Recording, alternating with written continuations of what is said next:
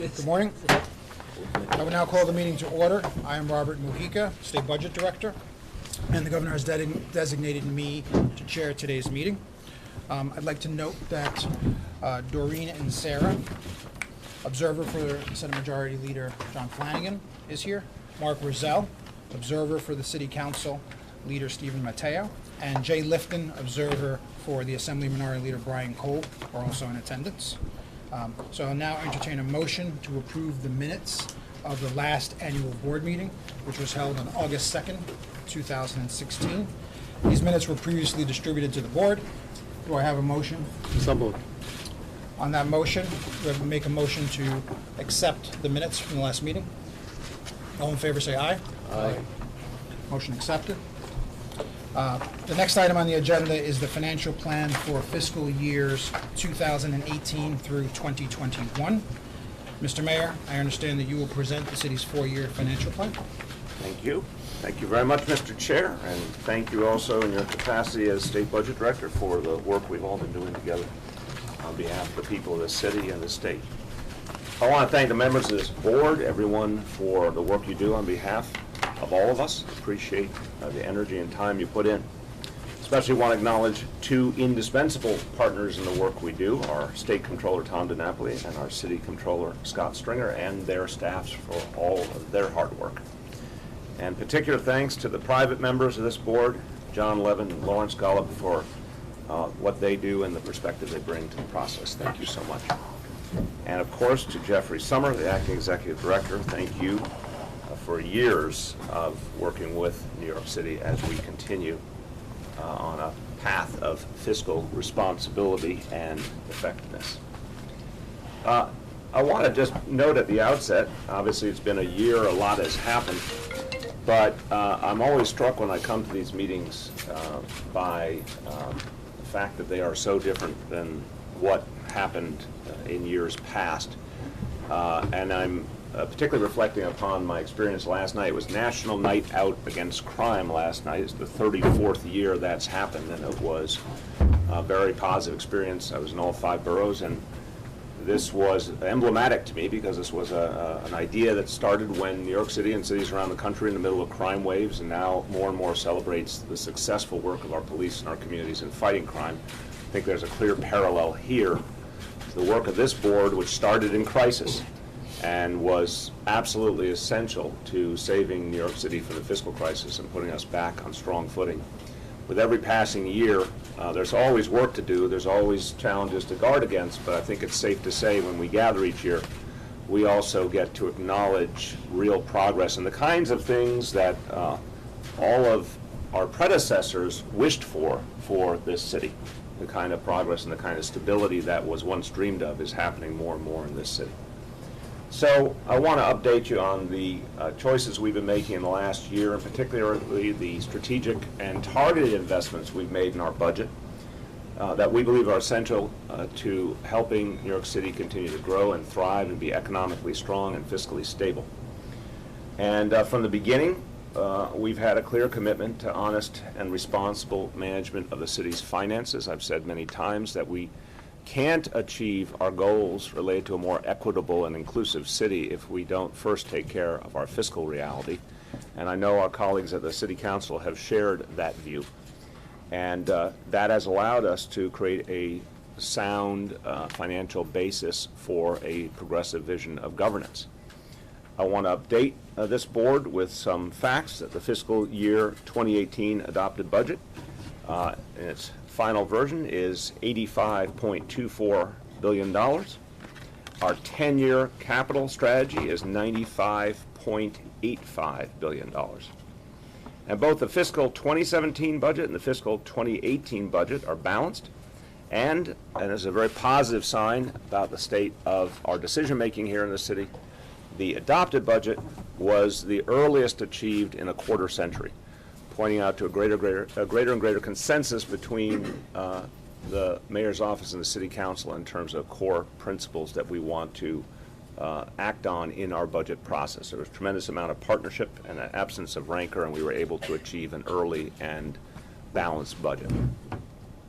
Now, I have to say, I think this is something that New Yorkers care about a lot and want to see. They want to see their leaders be careful and prudent, and I want to say that both on the executive side and the legislative side, there's been a devotion to projecting revenue estimates that are careful and cautious, and to increasing our reserves in everything we do. And that's been a pattern throughout the budget processes of the last 4 years. I want to thank the members of my team who have done extraordinary work taking these principles and putting them into action. Of course, our first Deputy Mayor, Tony Shores, and my Budget Director, Dean Foulahan, and their teams. They have been the ones who did the hard work of taking these ideas and bringing them to life. I want to give you now, Mr. Chairman, a broad overview of the City of New York's financial health, and I'm happy to say it continues to be extremely strong. There's a lot of good news when it comes to our economy overall. Jobs in the city have grown at a historic pace. In fact, more than 340,000 new jobs were created in New York City between the beginning of 2014 and the end of 2016. So in that 3-year period, 340,000 new jobs. To give you perspective, that is more than the entire population of St. Louis, Missouri. Our unemployment rate today stands at just 4.4%, close to a 40-year low. And the unemployment rate is roughly half of what it was when this administration began in January of 2014. And very importantly, we're seeing economic growth across all 5 boroughs. We sought an inclusive approach to economic development, and we're seeing that come into being.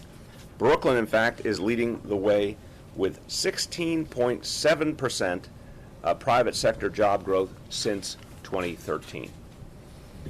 Interestingly as well, and this is certainly pertinent to the dynamics that existed when this board was first founded and did so much to save this city, our economy today is so different, so much more diverse, and our economy is increasingly less reliant on Wall Street and the financial industry, which now accounts for 18.1% of the city's wages, down from over 25% before the Great Recession, so just about a decade ago. Our workforce, like our economy, is becoming stronger and more diverse. And this is very pertinent to the moment in history that we're living through, and I think New York City provides an object lesson to those who are trying to understand the role of immigrants in our economy. Anyone who argues that immigrants have a negative impact on economic development should come to New York City and see our example. Over half of our business owners are immigrants, and 45% of our labor force is made up of foreign-born workers, up from 31% in 1990. And we continue to be more prosperous, more unified in so many ways across our neighborhoods, and certainly safer as well. So there's ample reason to be positive about our economy, but there are serious reasons for caution at the same time.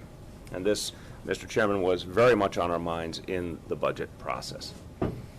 In keeping with our commitment to an honest and responsible approach to budgeting, we have reduced our revenue estimates for fiscal year 2018 by $416 million since the Financial Control Board meeting last year. We've also taken into account the deep uncertainty we face at the federal level, and I think that nicely written sentence only begins to express the dynamics we all watch in Washington, D.C. Deep uncertainty is an understatement. We're working every day with members of the Senate and the House, with our Washington office of the City of New York, with other cities' offices in New York, with the business community, labor community, healthcare community. We're working with all of them to try and monitor and act on developments that occur at the White House and in the Congress. We can all agree it's been a roller coaster and an ever-changing situation. But one thing I can note is that, in particular, mayors around the country have worked together in a bipartisan manner to try and address some of these challenges in Washington, try and influence our senators and members of Congress to respect and understand the crucial role our cities play in our economy. But that being said, there are huge challenges. There are proposed drastic cuts in the budget proposal that came from the White House. And obviously, we see a desire in the House of Representatives in particular for major cuts to some of the areas of funding most important to New York City and other cities. And there continue to be efforts to repeal or undermine the Affordable Care Act. Despite the activity in the last days, we know that this issue remains quite live, and there are many twists and turns ahead in the road. The impact on this city is extraordinary, knowing that as many as 1.6 million New Yorkers are in danger of losing their health insurance if the Affordable Care Act were repealed, and that has massive ramifications for the ability of people in this city to be healthy, but also for our budget, including the budget for our public health care system. In addition, there are many proposed major cuts to funding for services New Yorkers depend on. That includes cuts that are in the proposed House plan that would undercut the way that so many New Yorkers get food for their families, get affordable health care, and get income security. This includes the SNAP program, WIC, TANF, Medicaid, and Medicare. All of them could sustain major cuts in the next few months, and we have to take that into account and will continue to in our budget process. So we know that we have to be ready for any eventuality coming out of Washington, and so we prepared with that in mind. Our cautious revenue and debt projections and manageable out-year gaps are consistent with the current economic situation and with our ongoing commitment to setting aside unprecedented reserves and to finding additional savings. We've achieved the highest level of general reserves of any administration in city history, $1.2 billion in fiscal 18 alone, and $1 billion annually in fiscal years 19 through 21, compared to the traditional level of $300 million. Working with the City Council, we established the first ever capital stabilization reserve. It's now at $250 million each year over the 4-year financial plan. And that is in addition to the Retiree Health Benefits Trust Fund, which is at a record high now of $4.2 billion. Of that figure, $3.4 billion is a result of actions taken by our administration working with our partners in the City Council. It's important to note that we have contributed to the Retiree Health Benefits Trust every single year of my administration, something no other administration has done before. Our total reserves for fiscal year 2018 now stand at $5.65 billion, the highest ever achieved in our city's history. Under this administration, our city has continued to receive the highest credit ratings in our history. Obviously, those two facts are related. Rating agencies have cited our commitment to setting aside unprecedented reserves as a big reason for our strong ratings. Now, as we build record-setting reserves, I've been clear we must continue to find new savings through steps like overtime control, using physical space more efficiently, and procuring goods and services more effectively. We had $1 billion in savings in November, another $1.1 billion in January, and $700 million at the executive budget across fiscal years 2017 and 18, and nearly $400 million more at adoption in June. Our health care agreement with the Municipal Labor Committee will result in an additional $1.3 billion in health care savings in fiscal 18, and will, we believe, at the same time result in better care for the people who work for New York City. We've also implemented a partial hiring freeze for certain managerial and administrative staff. This will result in $100 million in savings without affecting the core functions of government or our priorities for helping the people of New York City. To continue achieving savings and efficiencies, I've directed OMB to find new savings for the upcoming November financial plan update. Now, as we manage our resources and we keep an eye on the evolving economic landscape and certainly events in our nation's capital, we are constantly investing at the same time to make this a better and fairer city for all. I just want to talk very briefly about some of the most important investments we're making. We've invested in unquestionably our most precious resource, our children and their futures. And this year we set our city on a course to provide full-time, high-quality early childhood education for every 3-year-old in the city of New York whose family wants and needs it. We will spend $36 million in the next school year, ramping up to $177 million by the school year starting in 2020 to achieve this goal. Now, we know this is a tremendously effective investment. An MIT study found that every dollar invested in quality early education saves taxpayers as much as $13 in public education, criminal justice, and welfare costs. And 3K for All is part of a larger vision for our schools called Equity and Excellence that seeks to fundamentally improve our school system. We have a lot more to do on that front, to say the least. But we are seeing some historic success. Graduation rates are at an all-time high. Dropout rates are at an all-time low. Now, another crucial question, the one I hear most from New Yorkers, is the question of how we address the affordability crisis, particularly the affordable housing crisis in this city. Our fiscal 2018 budget fights this crisis on two important fronts. First, we're making a wide variety of investments in affordable housing, including $1.9 billion of capital funds to set aside 10,000 affordable apartments within our housing plan for those who need them most: seniors, veterans, and low-income New Yorkers. We are also continuing to make needed investments to support the 400,000 New Yorkers who live in our public housing buildings, and legal assistance for every tenant facing eviction and housing court. Another crucial front, we're investing in a plan to create 100,000 good-paying jobs for this city over the next decade. This includes a $136 million capital investment to create a Made in New York campus in Sunset Park, Brooklyn. That will be home to 1,500 good jobs when it opens in 2020. This is the kind of investment we believe will help to ensure our economic strength and the growing diversity of our economy going forward.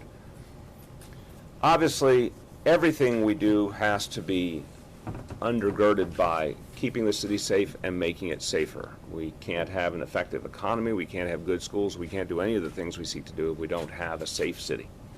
And we're investing to ensure that America's safest big city is, in fact, safer than ever going forward. We're giving the police even more tools and more training to achieve that. Examples include $6.9 million to deepen our efforts to combat domestic violence, and $700,000 investment to expand the use of ShotSpotter, a cutting-edge tool that allows police to pinpoint where gunfire is taking place, which has been extraordinarily helpful in stopping violence and finding perpetrators. Also, this is a very sad reality. This city and in cities all around the country and rural areas as well, we're all confronting the opioid crisis and the plague of lethal overdoses. We've initiated a new plan, Healing NYC, a $38 million initiative to reduce opioid deaths by 35% over the next 5 years. This is a very, very tough challenge, but we believe we can make a big difference with these investments. To conclude, I want to thank the Financial Control Board, as always, this generation and the generations before, for helping New York City to be strong. Our administration has been guided by very clear values related to fiscal responsibility, transparency, and fairness. 3.5 years into this administration, we are proud to say we have a proven record of disciplined and effective fiscal and programmatic management. And you can see in the strategic investments we've made, they are all focused on keeping the city safe, keeping the economy growing, and making sure it is inclusive. We know the savings that we have demanded and found from our agencies are essential to this mission, as are the historic reserves we have set aside. And we know that these investments ultimately change the lives of New Yorkers for the better and make this city all it should be for our people. There's a lot more work to be done, but we believe New York City is on a path to be stronger and fairer for the long term. And I thank you again and all the efforts of all the members of the board that have helped us to move forward and will help us in the future to be a stronger city. Thank you so much. Thank you, Mr. Mayor. Controller DiNapoli, do you have any comments on the city's financial plan? Yes, I do. Thank you, Mr. Chairman, and thank you, Mayor de Blasio, for your report to this board. I'm joined by Ken Blyweiss, our Deputy Controller for New York City. We have distributed to the members of the board our review of the financial plan of the City of New York. I'd like to offer the following comments for the record. The city ended fiscal year 2017 with a surplus of $4.2 billion, which is the largest since 2008. The surplus, which was used to balance the 2018 budget, resulted from unneeded reserves and a citywide savings program. Although the fiscal year 2018 budget is balanced, the city projects budget gaps of $3.5 billion in 2019, $2.8 billion in 2020, and $2.3 billion in 2021. The gaps are still relatively small as a share of city fund reserves, averaging 4.3%, and are manageable under current conditions. Moreover, the budgets for these years include annual reserves of $1.25 billion. If not needed, the reserves could be used to narrow the projected gaps. Despite the favorable outlook, a number of trends deserve close watching. For example, tax collections have slowed. Last year, collections slowed to an estimated growth rate of 1.8%, with non-property taxes declining for the first time since fiscal year 2010. Job creation has slowed as the labor market has tightened. The city is on pace to add 70,000 jobs in 2017, compared with 86,000 last year, and an average of 28,000 in each of the 2 prior years.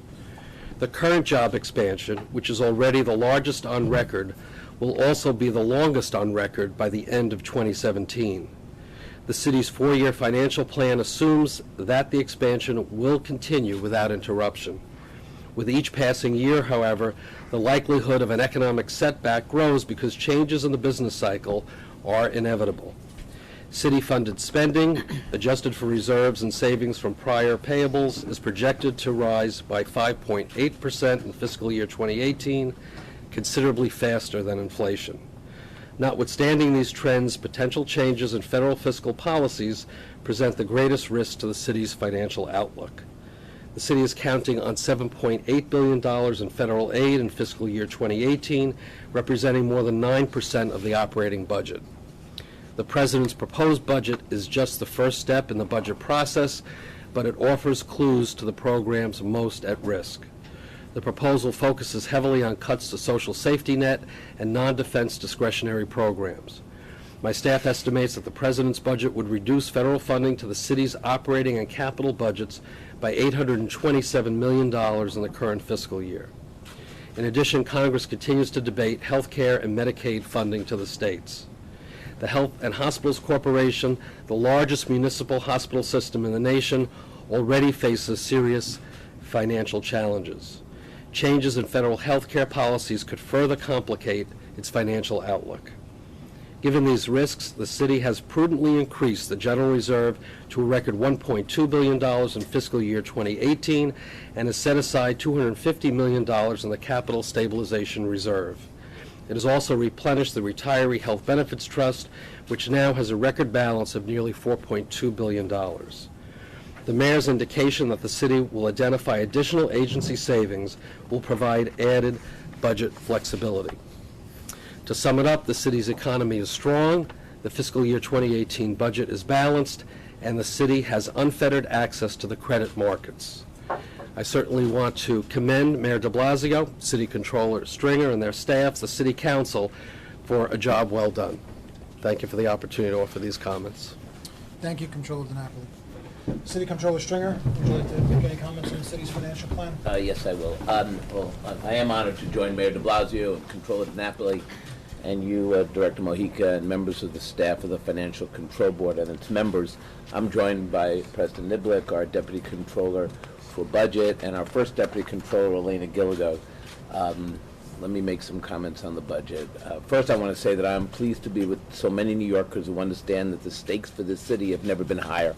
Our shared belief in an open and diverse society that cares for our most vulnerable people is now under attack on a daily basis. And I'm proud to say that each of our offices has worked diligently and together to shed light on the human costs of the policies coming out of Washington. We're grappling with immigration restrictions, unacceptable reversals in health care coverage potentially, as well as dismantling our social safety net. And we have had some initial success, but we must continue to fight back against a vision of tax breaks for wealthy people and service cuts for working families. The good news is, despite these challenges at the national level, New York City's economy is strong. My office recently put out a report that found payroll employment in the city is 14% higher than before the recession in 2008. That's more than 500,000 additional people working in New York City. Our unemployment rate is the lowest since we began collecting modern statistics, and our labor force participation rate is the highest. I want to commend Mayor de Blasio for continuing to identify budget savings to build up our reserves and prepare for the inevitable rainy day. In the last fiscal year, the city identified $6.6 billion in total savings through fiscal year 2021 under the citywide savings program. Our office also continues to work together to identify debt service savings. Together, we have achieved $678 million in budgetary savings over the last 4 years from bond financing. The mayor has now added to the city's budget cushion for 4 straight years. At the beginning of FY 2018, the budget cushion, as measured by my office, stood at $9.8 billion, or 11.1% of adjusted spending. This approaches the 12% threshold we have previously recommended. We believe we can reach this threshold with a continued focus on finding efficiencies in government service. While identifying new savings in the adopted budget, the mayor was also able to secure new resources to invest in our people and our safety net, beginning and including making housing more affordable for our seniors, expanding access to council and housing court, investing in our youth through new school construction, broadband access, air conditioning in schools, and expanded after-school opportunities, and making our city safer through Vision Zero and the addition of school crossing guards at every crossing. Overall, our office's assessment of the city's adopted budget financial plan finds that the out-year gaps are manageable. The administration has prudently forecast conservative revenue estimates going forward. As such, our office expects additional revenues over the plan, with budgeted reserves of $1.45 billion in FY 2018 and $1.25 billion in each of the out years. Closing the gaps in FY 2019 and beyond should be achievable. And finally, I am pleased to report that based on our preliminary estimate, our pension funds produce returns of 12.95% in FY 2017, significantly above our actuarial target of 7%. Working together with the mayor and the boards of our city employee retirement systems, we've achieved a compound rate of 7.4% over the last 4 fiscal years, slightly above our long-term expected return of 7%. My office projects that last year's performance will reduce pension contributions by more than $800 million over the financial plan period. Now, while this is certainly good news, we should remember that our investment focus remains on the long term, and the markets may be more challenging in the years to come. And that's why today, while our local economy is strong, we must continue to tackle some of the city's greatest challenges: affordability, homelessness, and investment in our aging transportation infrastructure. And only when we address these issues together will our city truly will be able to move forward and thrive as it always has. So I look forward to working with all of you. I do want to commend the mayor, Dean Foulahan, Tony Shores, because the collaboration and the conservative approach to financial planning has definitely given us the cushion that we're definitely going to need in the years to come. So, Mr. Mayor, congratulations. Thank you very much. Thank you, City Controller.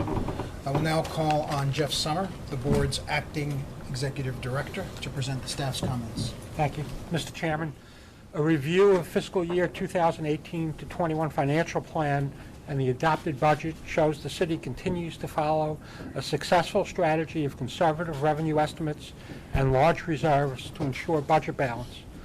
The city was able to manage the fiscal 2017 budget in a way that built up a surplus of almost $4.2 billion, which was used to prepay fiscal 2018 expenses. The surplus was mainly built on higher revenues, the takedown of unnecessary reserves, and the quarterly implementation of agency savings programs. The 2018 adopted budget projects city fund revenues to increase by $1.2 billion for moderate growth of 1.9% compared to fiscal 2017. Growth in the property tax continues strong, while moderate growth in non-property taxes are partially offset by projected reductions in tax audits and miscellaneous revenues. In fiscal 2018, on the expenditure side, just under $1.2 billion in new spending was added. This included city council initiatives, funding for the expansion of pre-kindergarten and the launch of pre-K for 3-year-olds, and the increased costs in homeless programs and debt service. In addition, the city increased the general reserve to $1.2 billion and maintains a $250 million capital stabilization reserve. There is no projected surplus to help close deficits in fiscal years 2019 to 21. In fiscal 2018, the challenge for the city is how to manage the year so that a surplus similar in size to past years can be produced. Our review of the city's projections finds them mostly reasonable and achievable. We have some concern that there could be a shortfall in the business taxes that might be offset by increased miscellaneous revenue. Without a boom in tax revenues, the city will have to find other ways to build the surplus. The high level of reserves, if not needed, will be helpful. We expect and recommend that the city continues the quarterly process of developing and implementing agency savings programs to help build the surplus. To the extent these actions have recurring value, the out-year gaps will be easier to close. While projecting a balanced fiscal 2018 budget, the financial plan shows manageable budget gaps of $3.5 billion in 19, $2.8 billion in 20, and $2.3 billion in 21, while maintaining a general reserve of $1 billion and $250 million capital stabilization reserves in each of these fiscal years. Total revenues increased by 9.8% over the 4 years of the financial plan, with city-funded revenues growing 13.1%. This is a cautious plan warranted by an uncertain economic environment in which national economic growth has been halting despite stronger business profits. Meanwhile, total fund expenditures are projected to grow 12.6% over the 4-year period of the financial plan. Expenditure growth is being driven largely by debt service costs, fringe benefits, salaries, and wages. Our identifiable risks are manageable and cover mainly concerns over the business taxes and uniformed overtime spending. Even these risks will likely be offset by higher pension investment earnings. After 2 years of dismal investment returns for last year are projected to reach about 13%. Phasing in the higher earnings will offset risk in fiscal 19 by $141 million, growing to $423 million by fiscal 2021. While the known risks are historically minor, the great unknown risk of what actions may be taken by the federal government are still of concern. What, if any, changes due to health care reform, tax reform, or federal budget cuts could affect the city's financial plan are unknown. Medicaid reductions would affect the city directly, as well as health and hospitals. Removing tax reductions for state and local taxes would affect the local economy. It is still very uncertain what, when, and if any actions will be taken. With that in mind, the city is wise to continue forecasting conservatively, building up large surpluses, and developing and implementing agency savings programs with recurring impact. Thank you, Mr. Chairman. Thank you, Director Summers. I'd like to ask the private members if they have any comments on the city's financial plan. Yes. I've been designated to speak, Mr. Levin. but I will do so, thank you. I'll make a professional statement at the end. I'll make a small, very brief personal statement, if I may. On behalf of the 2 private members, I would like to comment on the city's fiscal condition. Mr. Mayor, we agree with the praise and concern the staff and other members of the board have expressed today. The city's continued use of conservative revenue forecasts and interest rate assumptions on its debt, together with the agency savings program, has created surpluses which have aided in continued budget balance. In fiscal year 2017, a surplus of over $4.1 billion was created and helps balance fiscal year 2018. The challenge for the city in the face of reduced tax revenue forecasts is to continue to manage the budget in a way that allows for the generation of large surpluses.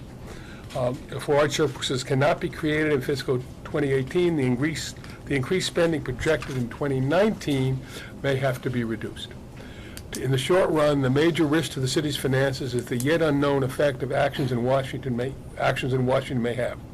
Proposals for health care reform, including cuts in Medicaid, as well as other reductions in federal aid, could have negative impact on the city's budget. In addition, tax reform proposals that may reduce deductions for state and local taxes could impact the city's economy.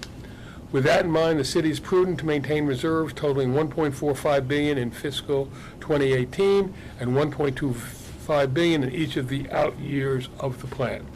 For the long term, however, we remain concerned about the large unfunded liabilities in both pensions and retiree health care benefits.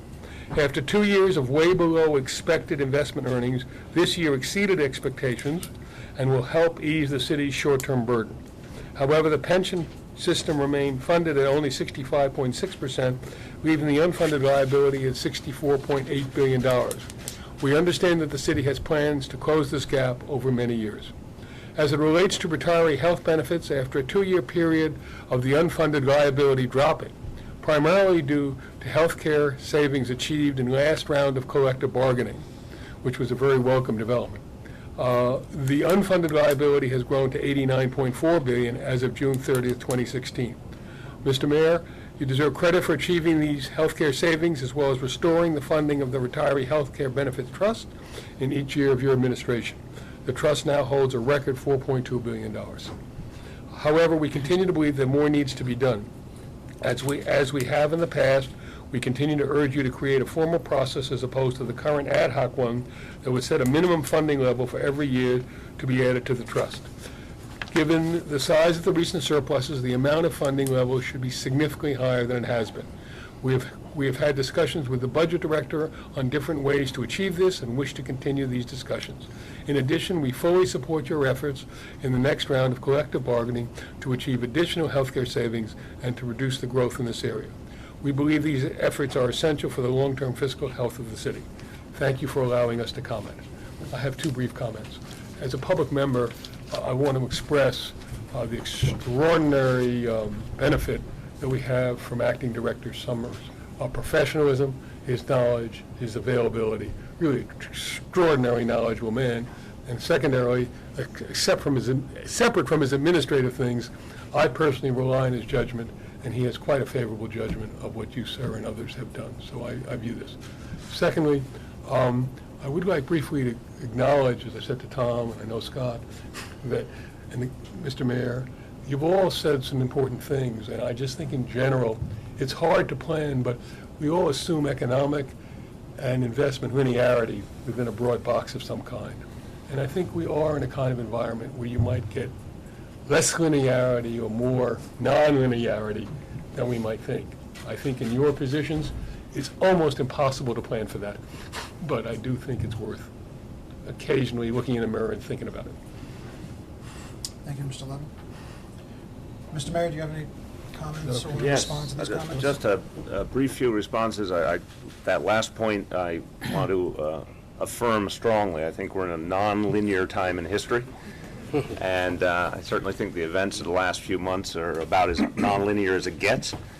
And that is true of, first and foremost, the dynamic in Washington, but I think you're right also to expand that out to the ever-changing dynamics of the stock market and of the economy overall. We're all trying to understand as policymakers what changing technology, automation, et cetera, what is all this going to do to our workforce and what it's going to do to the demands placed on government. There's a lot of, a number of issues in flux. So I think my way of saying it would be affirming you. We should not get too comfortable. We should constantly be questioning our assumptions and be prepared to be agile in response to very quickly changing events. I want to also affirm we are devoted to a series of things. I think respond to several of the comments. We're absolutely devoted to adding savings consistently in general. And we believe, I think everyone here would unite, everyone around the table, is we've all watched government closely. The day when government is perfectly efficient and has no more savings available, someone call me that day. I don't think I'll ever get that phone call.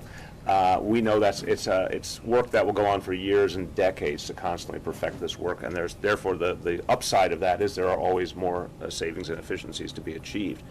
I think in terms of the healthcare dynamic, we've all known that we have to figure out long-term solutions around pension costs. We all agree on that, and we think there are some big efforts that we're working with the controllers on and are devoted to for the long term, but we also, I think, honestly would acknowledge the area we can have more impact on more quickly is healthcare costs for public employees. I think the last agreement was very affirming to me that there, again, is much more where that came from. There's a willingness from our labor partners to think creatively. They understand this is about the long-term fiscal health of the city. They understand that if they want government to be effective, we have to keep finding healthcare savings. And I think there's a surprisingly strong atmosphere of partnership compared to sort of what the assumptions were previously. I think everyone has become sober together about the fact that we have to do a lot more on that front, and it is available to us. So, and on the reserves, I understand your point and appreciate your point about different ways we might go about it, particularly in terms of the retiree reserve, but I'm going to argue the point where I think we all have a common ground is our goal is to keep adding. We understand the challenge and we don't want to look away from it. So our goal is to keep adding. I think the uncertainty point to some extent makes it hard to lock into a particular formula. Maybe, you know, I think a lot of us would have expected at this moment, if we had this good economic news, we could be thinking about some long-term structural reforms. We did not see the curveball of the November 8th election. So I would argue the prudent course is we have to see what the reality is in Washington, certainly through this budget cycle, through the tax reform, and I agree 100% there's a tremendous danger around the potential ending of deductibility for state and local taxes. That's a huge X factor in this equation. So I would argue we need at least this next year to understand what that Washington dynamic is. But rest assured, we are devoted to increasing reserves every year, and we believe that's going to be possible for the foreseeable future. Thank you. Thanks so much. Thank you. I will now call on Jeff Summer to report on the staff's findings regarding 2017 and the recommendations concerning the resolution we have before us. I'd like to just review briefly the 5 conditions that would require the board, if any of them occurred, to decide whether to make a recommendation of whether a control period needed to be reimposed. The first condition is the city shall have incurred a deficit in excess of $100 million in the result of operations. The city has ended fiscal 2017 subject to final audit with a surplus of almost $4.2 billion and has prepaid fiscal 2018 expenses. The next 3 conditions are the city shall have failed to pay principal or interest on any of its notes or bonds when due or payable. The city shall have issued notes in violation of restrictions on short-term borrowing set forth in Section 9B of the Act. And the 4th one, the controllers shall have jointly certified that they could not, on the basis of facts existing at the time of such certification, make the joint certification required to terminate a control period. Simply put, both controllers have to say that there's sufficient market access for the city to sell its notes and bonds. The city has paid all principal and interest on its notes and bonds and has not violated any of the short-term borrowing provisions of the FEA. I have also received letters from the state and city controllers informing me that they do not see any likelihood that they would have reason to issue a joint certification relating to market access. And the last condition is the city shall have violated any provisions of the Act, and such violation substantially impairs the ability of the city to pay principal or interest on its bonds or notes when due and payable, or the city's ability to adopt or adhere to a balanced operating budget. The city has not violated any provisions of the Act. The staff therefore recommends that the board approve a resolution determining that as of August 2nd, 2017, none of the events which would have required the imposition of a control period has occurred, nor is there a substantial likelihood and imminence of such occurrence, and that the city is not experiencing fiscal stress that would jeopardize the orderly functioning of the city's fiscal affairs. Thank you. Do we have any comments? No? I'll now entertain a motion to adopt the resolution and the determination. Is there a second? Second. Motion approved.